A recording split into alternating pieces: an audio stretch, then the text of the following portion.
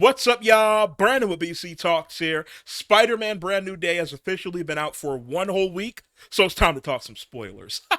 We gave y'all time. It's made over $1 billion. Everybody's already seen it. So we're talking spoilers now today. This movie has been killing it. Like I said, it's at $1.2 billion as I record this video, and it's poised to go into the weekend. Probably by the time we get to next week to Monday, it's going to be at $1.5 billion. I don't think it's crazy to say this movie might make close to what Avengers Endgame made. It already broke Avengers Endgame's weekend record. It made $1 billion in like 3 days. In one weekend, it made $1 billion.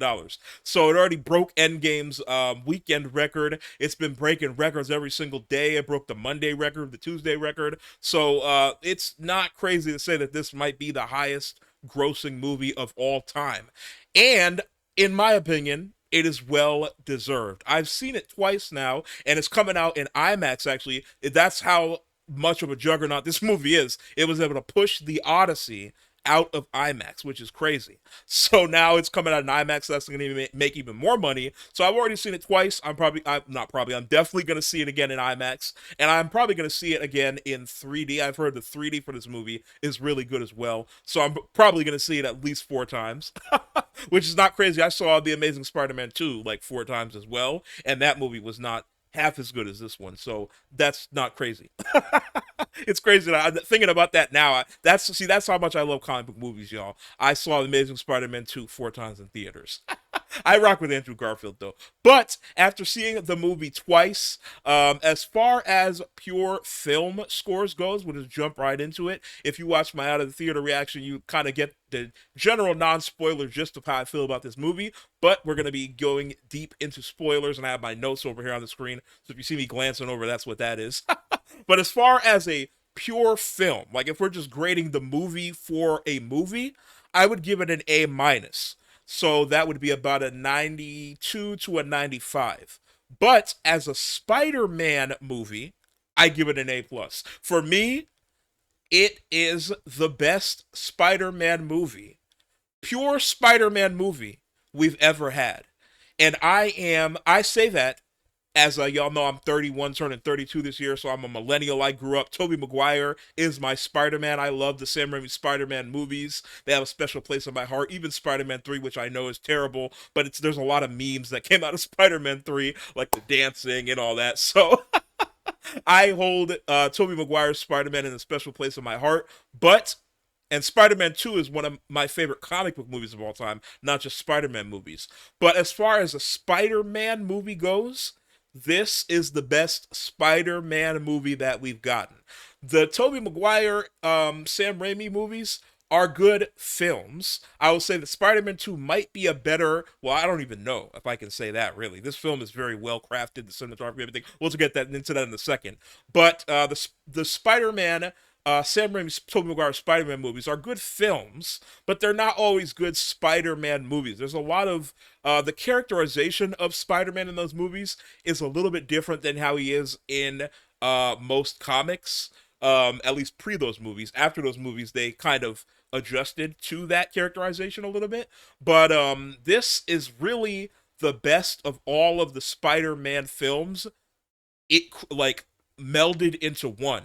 And we see that the best example of that, the most tangible example of that, is the suit that Tom Holland wears in this movie. I've talked about this many times, all the way back from when we got the first trailers. I love this suit. It's my favorite Spider-Man suit by far. It's such a good blend of the homecoming suit mixed with Tobey Maguire's. It has the raised webbing that Tobey Maguire's Spider-Man suit has, and it has the vibrant, bright color and the form factor and the build of Andrew Garfield's Spider-Man suit. And it makes sense because he met those Spider-Men and he was influenced by them. In the movie, he talks about Peter too had webs and he was cool. So he was very much influenced by his time in No Way Home spending with those other Spider-Men, and you see that in how he built his suit. It's very much a mix of all the other suits. And I got my sweat rag here, y'all. Y'all know it's hot in here, so I gotta wipe the sweat sometimes. But it's such a good mix of the three Spider-Man suits, and I feel like that's just a tangible physical manifestation of this movie. It's such a good blend of elements from Sam Raimi and Tobey Maguire's Spider-Man, mixed with elements from Andrew Garfield's Spider-Man, and mixed with stuff from that made Homecoming so good. So it's just a good blend of all of those things, and it's such a good, pure Spider-Man movie. Now, as far as the movie goes, like I said, as a Spider-Man movie, I give it an A plus. But as a film, I'll give it a little bit lower of a grade. There are a couple of plot things that are a little bit iffy, and it's not a perfect movie. I'm not gonna give it a 100 or something like that. No movie is. Even the best comic book movies like Endgame and Infinity War are not. But this is the best Spider-Man movie we've gotten, and I think that's in large part to Destin Daniel Cretton. You can tell the director of this movie, who directed Shang-Chi previously. He also directed Wonder Man, and he's directing a Naruto movie as well, which that is going to be exciting. But Destin Daniel Cretton is he just gets Spider-Man. He's a big Spider-Man fan. He's talked about it in multiple interviews. He loves the character of Spider-Man. Growing up, that was his one of his favorite superheroes, and you can tell that he really cares about Spider-Man, and he did a phenomenal job crafting, putting together, and directing this movie. One of the things I love is the camera shots in the movie, the cinematography, and I don't can't remember who the cinematographer. I should have wrote it in my notes. The cinematographer in this movie, whoever they are, they did a fantastic job as well, working with Destin Daniel Cretton. Some of the shots in this movie are the best shots we've seen in a Spider-Man movie. You know, we got obviously from the trailer we saw the shot of him inside the mask, which I thought was a little weird, but in context of the movie, you see obviously you're seeing from his perspective, and you're seeing him kind of like the spider powers are affecting him, so that's why you see the shot of his eyes in the suit. That's a really cool shot. There's several action scenes, which we know Destin Daniel Cretton is very good at action. He directed Shang-Chi, which is one of the best action movies in the MCU alongside this one. um, and some of the shots, like when he is fighting the Hand in that prison, and he jumps up and on the ceiling, and then he's, fighting them upside down, and the camera follows him. Or in the Hulk fight, when he's running down the hallway and get from the Hulk, and he's webbing him as they run down the hallway, and he's jumping from wall to wall, and the camera's spinning. There's a few scenes in this movie where the cameras move in cool ways to follow Spider-Man, and it really puts you into the feeling of how it would be to fight as Spider-Man. A lot of times, you have these characters, like characters that can fly or have powers like Superman or things like that, and you don't really get into how it would feel as that character while they're fighting. This is like the best example of feeling like the character when they're fighting. It kind of reminds me of how they did, what was it, Makari in Eternals, if you watched that. I don't know how many of y'all watched Eternals. Eternals isn't as bad as people say it is, or as Rotten Tomatoes score would suggest. It's not the best MCU movie, but it's not the worst one either, in my opinion. It's okay. It's so-so. I'd rather watch Eternals than Supergirl, and I'm a DC fan.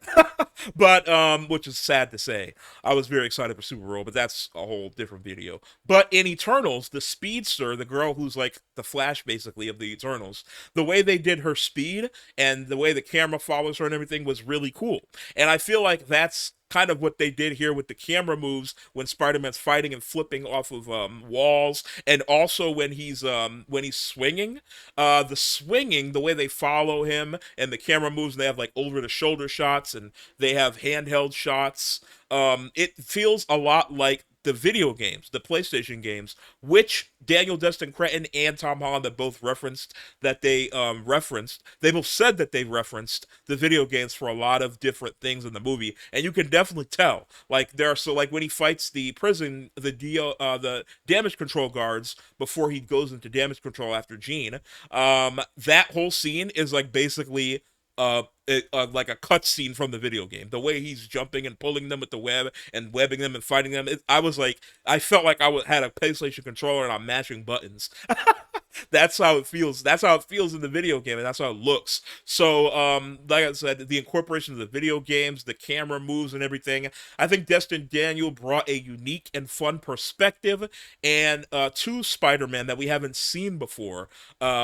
In the movies. It feels like going back to Amazing Spider-Man, In Amazing Spider-Man 2, there's like the first swinging scene at the beginning was like back when that happened. I think it was like 2014. People were like, "Whoa, this is the best Spider-Man swinging we've ever seen." It feels like that, where it's like this is some of the best Spider-Man action that we've ever seen. The swinging, the fighting, the camera moves, and spinning around and jumping, all of that is just so cool and it's so unique. And I really think that Destin Daniel Cretton and the cinematographer really brought a lot of energy to Spider-Man that we haven't seen before in other Spider-Man movies. And now, another thing that I mentioned in my out of the theater reaction is this is the most that we've seen Tom Holland's Spider-Man with the mask on. Like I was sitting there at one point in the movie and I was like, he's had the mask on for a long time. Like how long is he Spider-Man with the mask on in this movie? And there are several points in the movie, like when he goes to see Elena, or when he's talking to different people. It's like, oh, I can't. Like when he goes to the Department of Damage Control, the DDoC, and they tell him to take his mask off. He's like, I can't take my mask off. I'm Spider-Man. There's a few points in this movie where they make a point to mention that he's Spider-Man and he's not taking his mask off, which I think is very intentional because, as y'all know, one of the criticisms of Marvel in general, but particularly Spider-Man in the MCU, is that they all take their masks off. You know, they all have the nanobot mask, the fake masks. It started with Guardians of the Galaxy, where Star-Lord would push the button and his mask would go, and everyone's like, oh, that mask is so cool. And that is an easy way because obviously when you have big name actors, you want to show their face. You're paying for their face. And you're paying for their acting as well, but they're from their perspective, they want people to see their face. So an easy way to do that is to have this fake nanobot mask that you just CGI it right off and you can see their face. Guardians of the Galaxy was really the first movie to do that with Star-Lord. And then after that, everybody was doing it. Because if you remember, Tony in the other movies, I can't remember if he did it in Iron Man 3, but in the other movies, the first two movies, he had the kind of mask, obviously it was CGI, but it would like click together. Like it would like, but then once he got the nanobot suit, I forget, I'm bad with the names of the suits, the names of the marks of the suits. Y'all can let me know in the comments. Iron Man was never my favorite character. I was always a Cap guy in the MCU, so the names of the suits I didn't really care about. But the whatever suit it was where he had the nanobots, that changed it from like being like to just so it felt more physical when Iron Man had the mask that would clamp down. Then when he got the nanobots, then everybody had the nanobot masks. Black Panther had the nanobot mask. Obviously, Star-Lord had a nanobot mask, or whatever it is, the mask he has. And Spider-Man got the Stark Tech suit, and then he got a nanobot mask. In Homecoming, he had like a regular mask, but then he got the Stark Tech, and he got a nanobot mask. And so his mask would always nanobot off in like a CGI way, and it would look weird because the CGI would stop at his neck, and so his head would kind of look like it was floating on his body because of the suit was also CGI, and they had to CGI his head back onto the fake suit. And the way they did the mask, he's always showing his face all the time. So that's kind of a long-winded way to say, in this movie, I feel like because they heard all the criticism of that, like all the past Spider, oh, he's always taking his mask off. In the MCU, they're always taking their masks off. So I feel like they made a point to also make the Spider-Man mask in this movie a physical mask. There are multiple times in this movie where when he takes his mask off, he pulls it off and you can see his hair's messed up. I mentioned in my out of the theater reaction, I don't have hair, so that wouldn't be a problem for me if I was Spider-Man. Maybe Spider-Man should go bald. But when he pulls his mask off and his hair's messed up, so you can tell it's a real mask. Obviously, the eyes are CGI. Actually, they might have a mechanism. I think it's CGI, but it's possible they built a mechanism, but the eyes kind of move too precise. I don't think it's a mechanism. I think it's CGI in his eyes. But the mask is real, and so he pulls it off, and you can see it feels physical. Like he's pulling an actual mask off, unlike in the past when he had the nanobot mask and they would just push a button, sometimes they'd even push a button, it would just come off. Like Black Panther's mask would do that too. So there are multiple times in this movie, like I said, when he meets Yelena in the bathhouse, in her office, or when he is in the hospital, or other times when he's at the DDoC and he says, I can't take my mask off, I'm Spider-Man. They made a point to be like, Spider-Man is wearing his mask. This is Spider-Man. And I really love that. Just the practicality of the suit, the fact that Tom Holland committed to being Spider-Man. And like I said before, this is the most Spider-Man movie that we've gotten, and a large part of that is because he's Spider-Man a lot in this movie.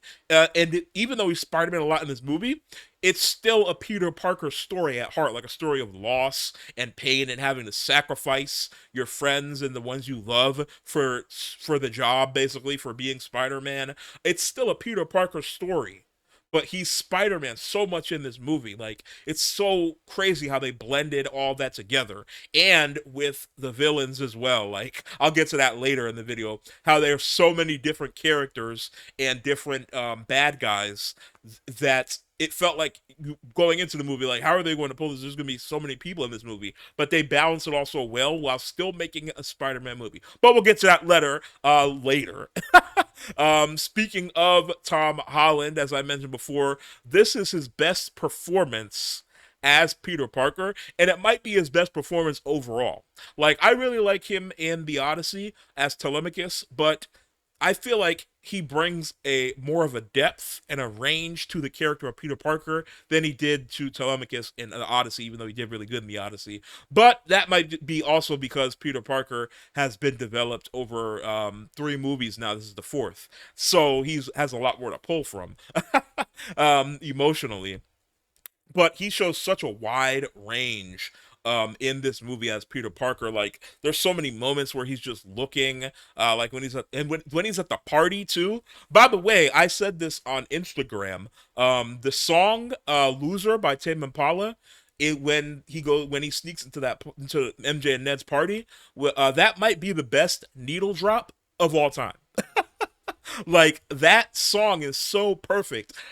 First of all, it's a banger, by the way. That song slaps. I've been listening to that song so much since the movies come out. I like Tame Impala. I'm not like I'm not like a Tame Impala head. Like, I don't listen to all their albums, and that's why I didn't even know. I was like, this song is so good and perfect and fits the scene, the context of the scene so well. I thought that they wrote the song for the movie, but then I looked and the song came out last year on one of their albums. So the song wasn't even written for the movie, but if you listen to the lyrics of the song, it fits what's going on in that scene so well. Like, down to like the specific lyrics. Like, it's like it feels like it's Peter Parker singing the song. It's crazy. It's one of my favorite needle drops, maybe of a modern, definitely of a superhero movie.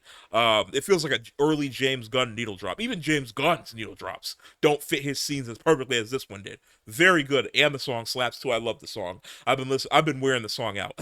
But that scene where he sneaks into the party, and then he meets up with Ned and MJ again, and he's staring off, and he sees her with the girlfriend, and then he runs out the party because he's sad, and swinging, and then yeah, all that whole scene is just so well acted. Later on, the scene with MJ and him in the Punisher's little hideout bunker place where she finds the letter, that scene is so good. The scene when Jean goes into his mind and talks with Aunt May, and then he talks with her and says, "Will you have me now?"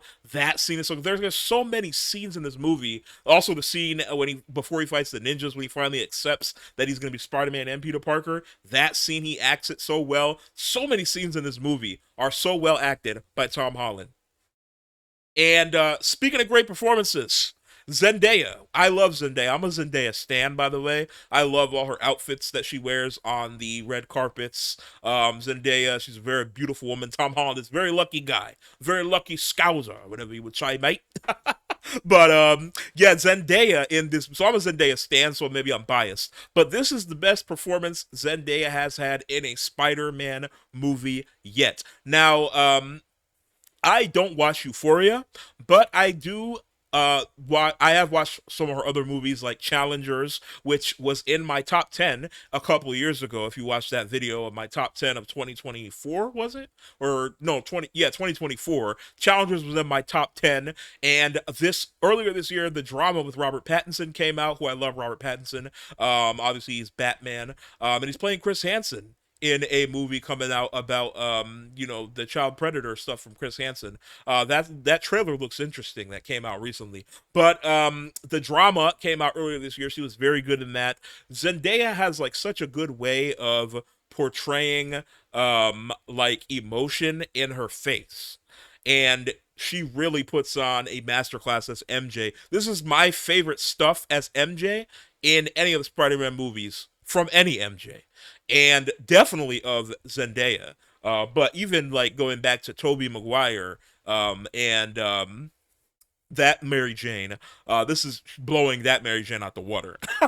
And the scene on the roof, oh my goodness, the scene on the roof when she hugs Peter, and then she says, "That's right, hold him, hold her."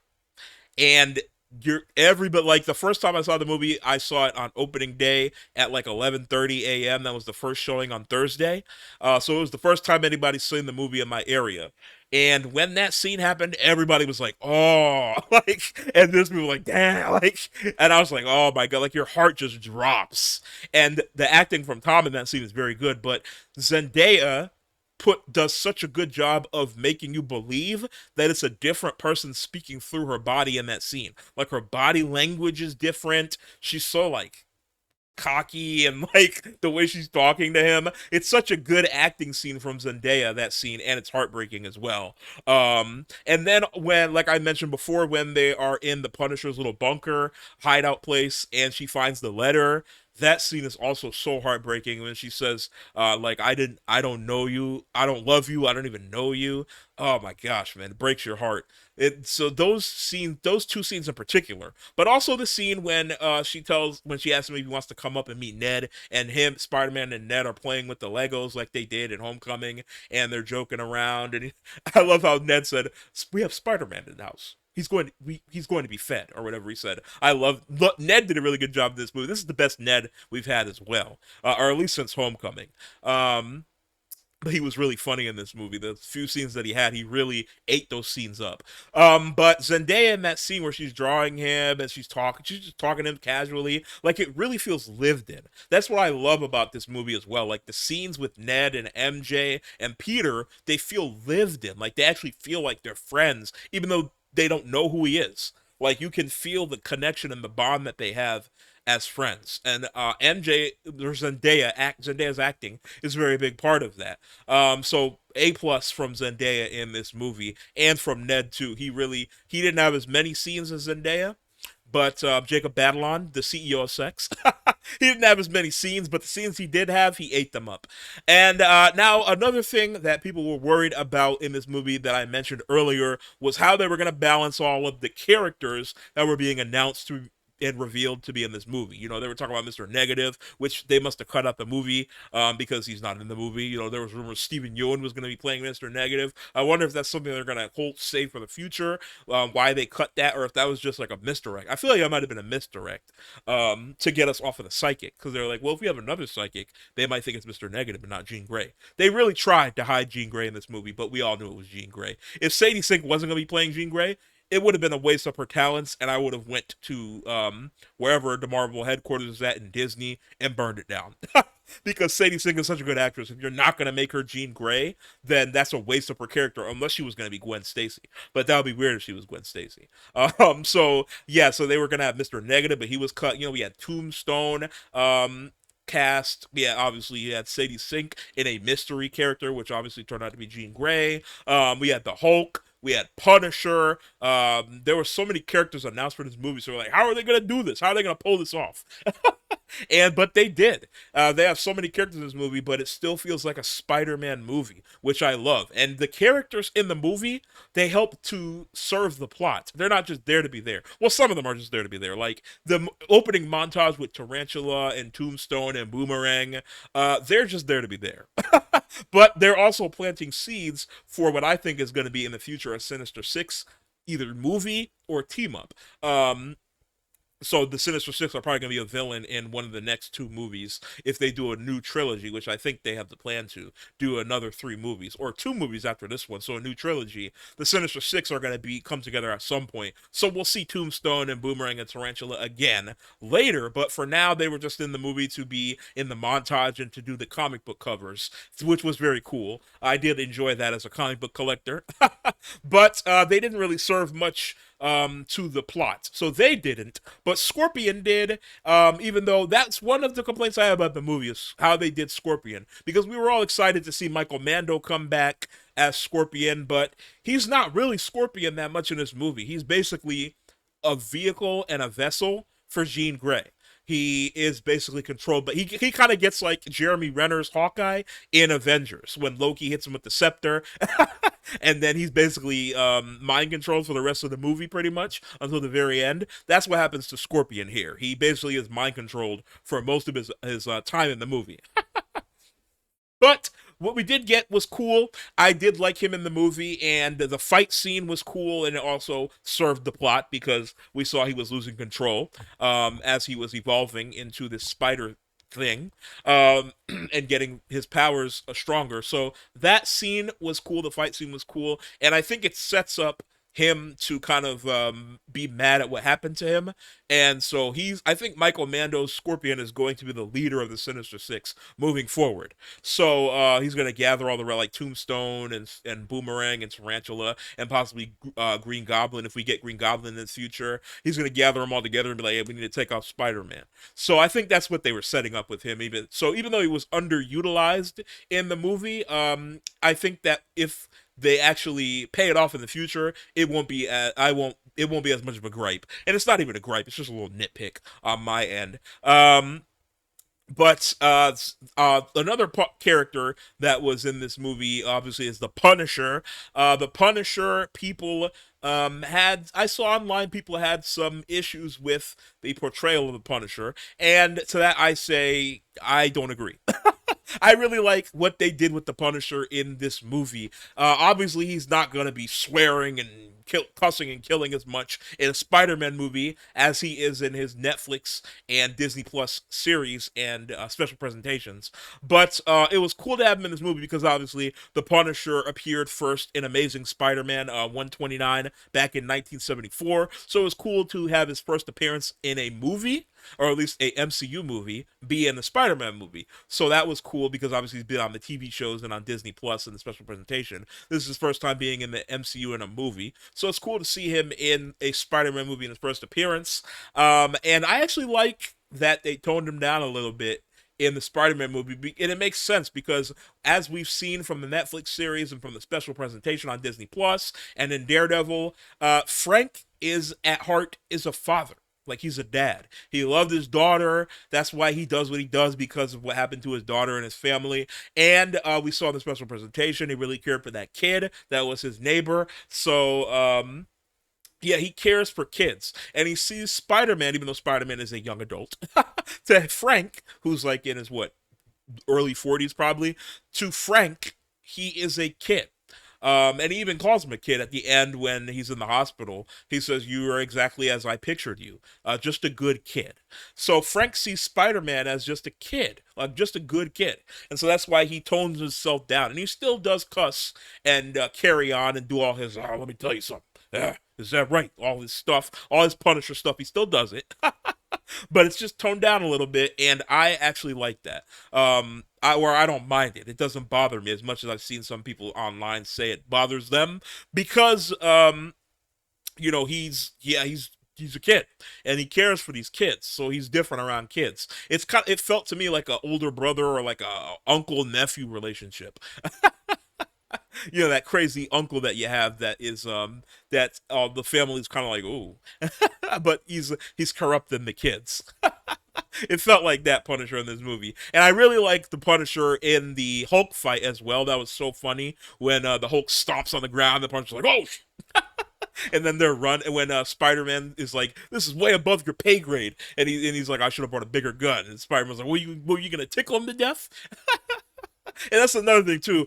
Tom Holland really dialed up the New York accent, and some of you notice, like the "tickle you to death" line reminded me of that because he was like, "What are you gonna do? Tickle him to death?" He really sounded like a New Yorker in that. And there are a few scenes where he's like, when he's on the phone with the police commissioner. Maybe he's doing it up for the police commissioner, but there are a few scenes where when he's Peter Parker, he sounds a lot more like a New Yorker. And so, so the Punisher scene when Spider-Man is webbing the Punisher and he's shooting, he's like, ah! All the grunting. I love the Punisher's grunts. And let me tell you something. Oh, is that right? And at the end, when he has the mask on and Peter goes out into the crowd and he's like, oh, oh. I was in the theater like, of course he's grunting. When they showed him first, I was like, I bet he's grunting, isn't he? And then they showed him in the thing and he was grunting. I was like, yeah, of course he's grunting. I just knew he was grunting. And so then when they showed that scene, I died laughing because I was like, of course he's grunting. But I really like the Punisher in this movie. It was and just enough, and you got just enough too. They didn't for the people that don't know, that don't watch the Netflix stuff or the Disney Plus stuff. They hit just enough when MJ is in the bunker and she looks at the family and she's like, "Is this your family?" And he's like, "You put that back," and then don't touch that or whatever. And then when him and Frank have the little scene when he says, "Oh, you think you know me or whatever, or you think whatever he says." Those couple of scenes give you just enough of his motivations and his backstory to understand the character. And if you want to learn more, then you go on Netflix or you go on Disney Plus, or it's not Netflix anymore. You go on Disney Plus and watch the old Netflix stuff or the new Disney Plus stuff, and you can figure out more about Frank. So I really like what they did with Frank the Punisher in this. And speaking of other characters, the Hulk. Oh man, the Hulk. Woo! I was now when we got the trailer, we thought it was going to be the Gray Hulk, and I talked about that a lot, but it wasn't really the Gray Hulk. It was more like a Savage Hulk. He wasn't. He was like gray green, which I guess makes sense because obviously, if you know, the Hulk was supposed to be gray originally. It was a printing error that made him green. If you look at the very first cover of the first appearance of Hulk, he's gray on the cover. He was supposed to be like Frankenstein's monster, which was gray. So it's supposed to be a nod to that, and he's gray on the cover, but in the book, sometimes he's gray and sometimes he's green. There was a printing error, and it was just easier to print him as green, so they just kept him green. And then later, Peter David, God rest his soul, he passed away last year, actually.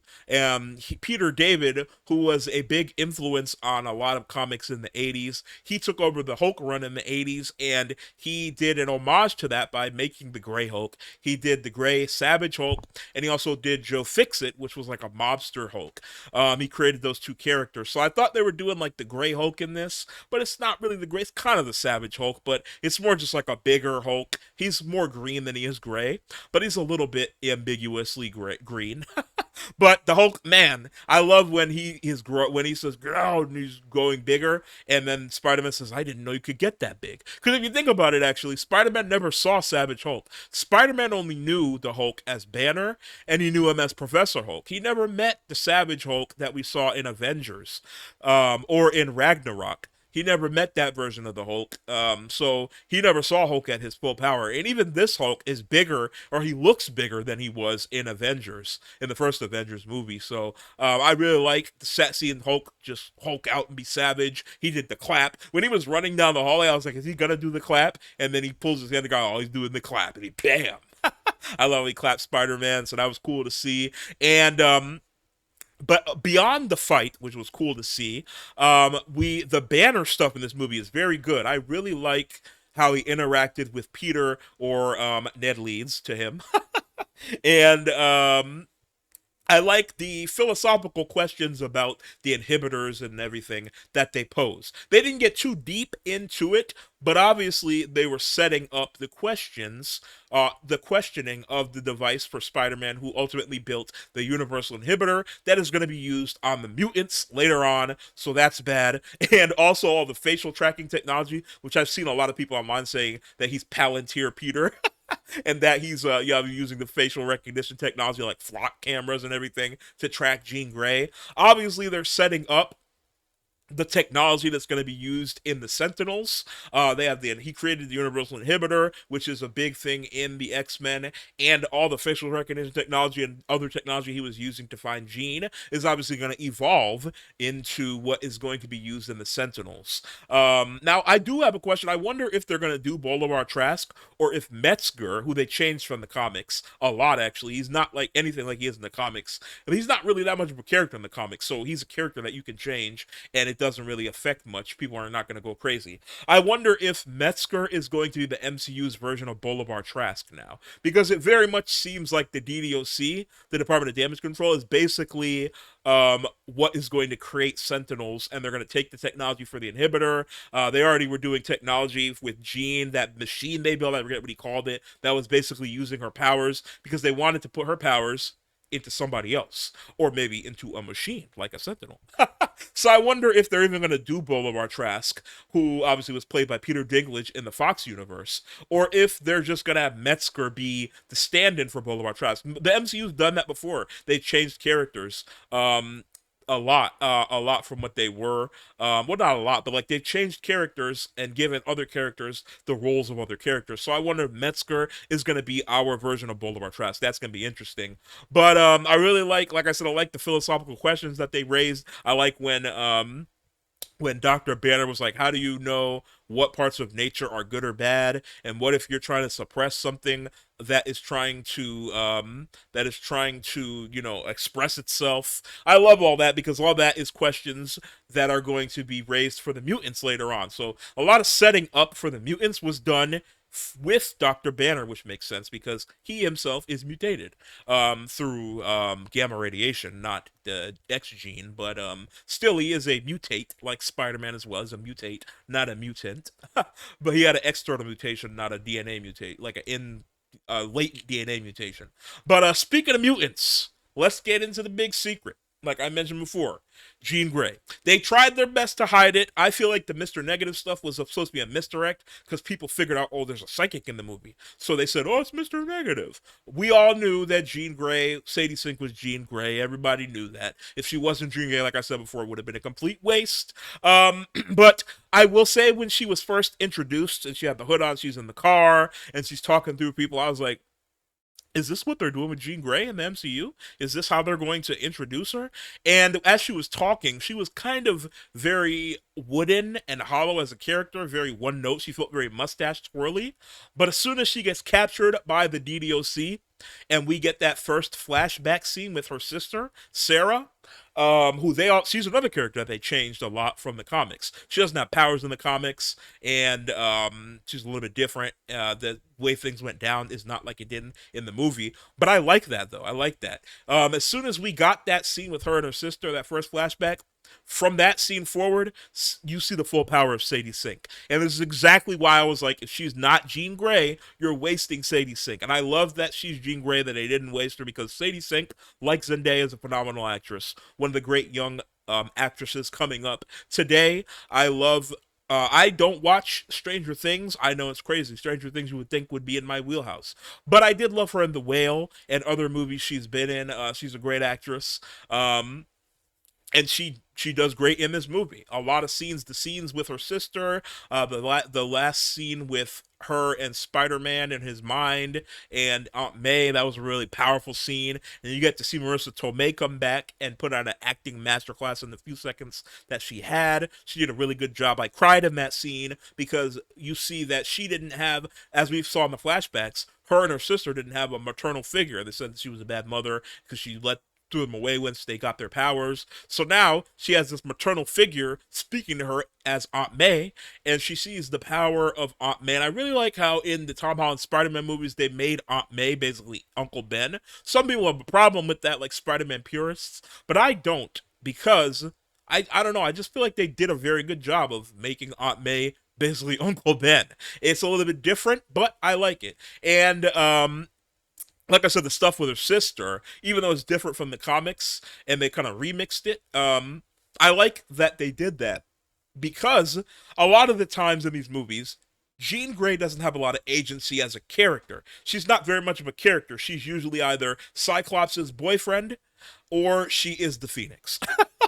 That's all Jean Grey's been in the Fox universe so far in both adaptations, with two good actresses that played her. But she hasn't been much of a character. She's the Cyclops' boyfriend or she's the Phoenix. So giving her a little bit of backstory with her sister and the tragedy behind that really develops her as a character and puts also the fear of people in this, which will later to help her to join Magneto later on after she joins Xavier. Obviously, then she goes and joins Magneto later on. I think we're setting up the seeds for all of that and all the stuff she did with. I saw people be like, "Oh, Jean Grey's out of character. Jean Grey wouldn't do this. Oh, Jean Grey's like a bad person." Like, yeah, they're setting up the fear of mutants in the MCU because Kamala Khan is the first mutant, but Kamala Khan didn't really do anything that would scare people.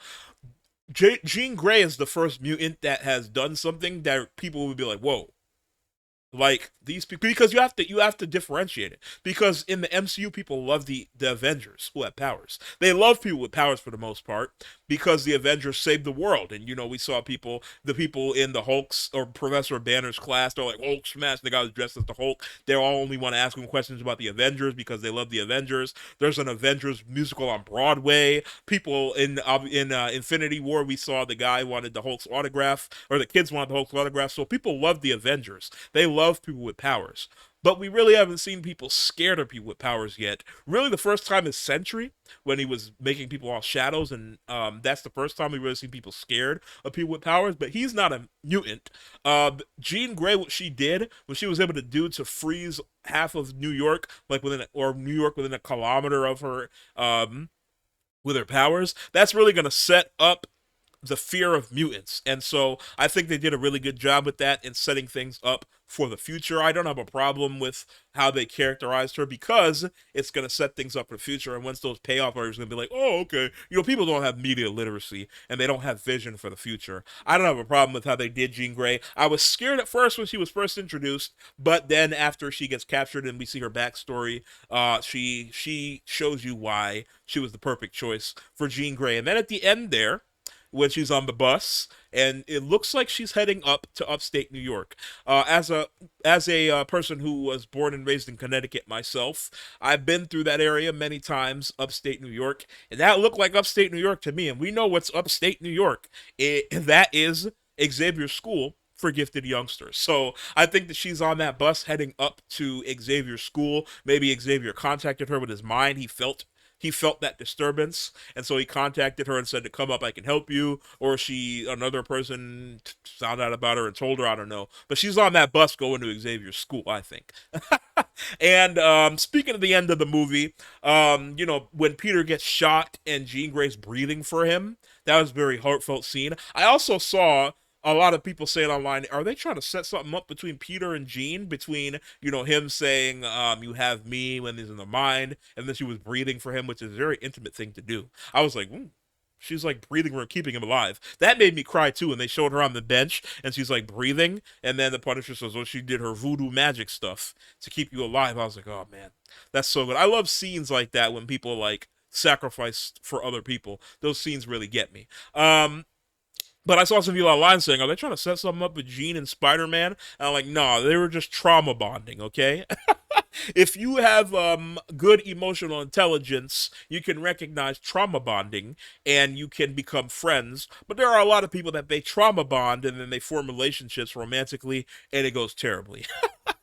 They were just trauma bonding and they're going to be friends. And Jean's going to have a person to reach out to later when stuff happens and be like, hey, Spider-Man, can you help me out or talk to me about this? Which I think is going to set up really nicely because obviously the X-Men are going to find out that Spider-Man created the Universal Inhibitor, which is now being used against them. And once Cyclops, wow, that's a tongue twister, Scott Summers Cyclops. Once Scott Summers, finds out that Spider-Man created the Universal Inhibitor that gets used in the collars and everything, he is going to rip Spider-Man a new one. I love that. And also, I'm recording this video on a Friday, we found out that Kit Connor is going to be, or is rumored to be cast as Cyclops, Scott Summers. So I'm really interested. He's a very good actor. I can't wait to see him rip a new one into Spider-Man because he created the inhibitor collars. But another thing about the ending of the movie, at the very end, another thing that brought me to tears. At the very end, when, as I mentioned before, Frank puts on the mask and he's, oh, and Peter walks out into the crowd and gets to see how everybody appreciates him in New York City. That was a very touching moment made me cry the first time I watched the movie. And the ending montage too, with the shots of New York City and the Steve Lacy song, was very heartfelt as well. This movie was such like New York City was so much of a character, and this is the most we've had Spider-Man in New York on the street talking to people, interacting with people, helping people since the Tobey Maguire Spider-Man movies. Like those movies, I will say, did a really good job of seeing Spider-Man in New York interacting with people, and this felt like that, where Spider-Man, that you see the people, like in Spider-Man 2 and Doc Ock when he's on the train and with Doc Ock, and they say, if you want to get through to him, you're gonna have to get through me. You know, they say he's just a boy, no older than my son.